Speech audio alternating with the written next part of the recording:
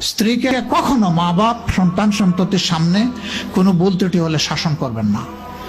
একা নিয়ে বুকে জড়িয়ে ধরে তার সমস্ত নেক কাজের স্বীকৃতি দিয়ে তারপরে বলবো যে এরকম একটা বিষয় আমি দুঃখ পাই নাই, তবে আমি চাই যে এটা তুমি কারেকশন করে নাও এবং আমি আল্লাহর দরবারে তোমার জন্য দোয়া করব। মাথায় হাত রেখে একটু দোয়া করে দেন। এর চাইতে বড় আর কোনো শাসন হয় না। কিন্তু আপনি যদি মাকে খুশি করতে গিয়ে মায়ের সামনে তাকে ধমক দেন, তার ব্যক্তিত্বের উপর আপনি তীর ছুঁড়েছেন, আঘাত দিয়েছেন, সে ফুঁসে উঠবে। সে বলবে সব উজাড় করে তোমার এই সংসারে দিলাম, আজকে তুমিই না আমাকে এইভাবে বেইজ্জত করলে। সে মানুষ তো, তার মানবিক রিয়াকশন হবে।